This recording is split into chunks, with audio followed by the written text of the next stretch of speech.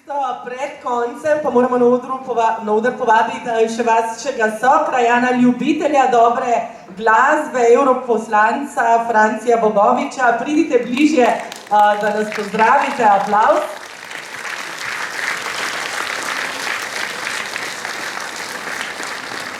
Torej, pred kratkim sva se srečala, pa ste rekli, Franci, da pridete, da se vidimo, pa moramo tudi to poudariti, da zaenkrat je dovolj hrane, da ne rabimo skrbeti pa delati zalog. Dajte nas malce dvigniti in spraviti v še boljšo voljo. Hvala, Tanja. Res so se videla par dni nazaj in sva bila oba navdušena, da bomo zopet zbrani v tako velikem številu in prepričan sem bil, da bo koprivniška dvorana polna, zato hvala vsem tudi z moje strani za obisk.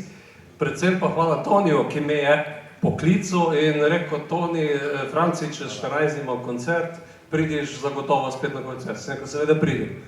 Potem mi reče, povabil te bom na oder. Sem rekel, zdaj, Toni, tu nekaj ne štima, ne? Sem rekel, zdaj, tisti, ki pride na ta oder, mora ali pet, ali špivac, rekel, pol bi moral ali sina Damjana, ki je pred 27 leti se pri njemu učil harmonika. In rekel, ne, rekel, ti boš nekaj povedal. Sem rekel, okej, bom pa nekaj povedal. In ker sva s Tonijem res velika prijatelja že več kot 50 let, zdaj še kakšne eno leto bomo v istem klubu, ta petka bo spredi, bomo pa zopet pobegnim.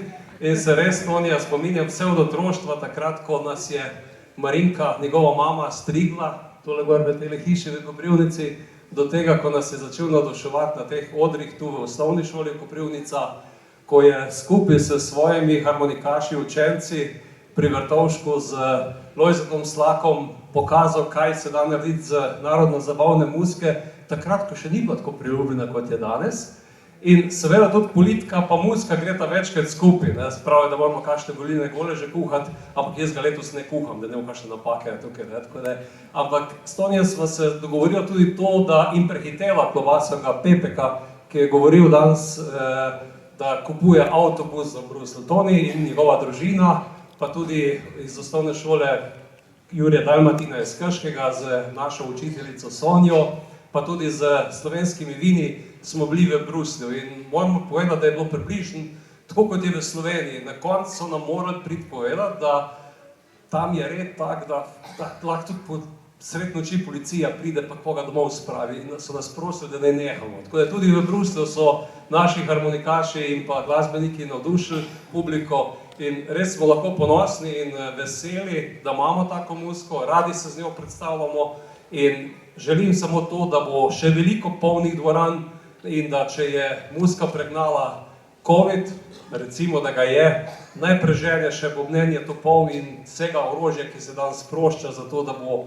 to, kar nas povezuje, to, kar nas naredi vesele, to, kar nas naredi konec koncev srečne, tisto, kar bo slišano tudi v naslednjih dneh.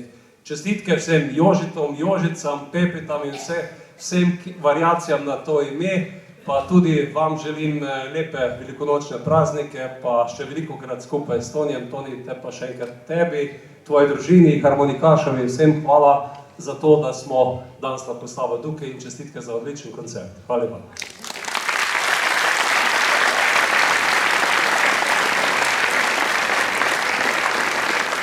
Hvala tudi vsem vam, da ste se udeležili današnjega koncerta, da ste podprli Tonija Sotoška, da bo imel energijo še za naprej, da ga ne bo treba siliti, da bo rekel, ko mi čakam, da spet pridemo v Koprivnico, je tako?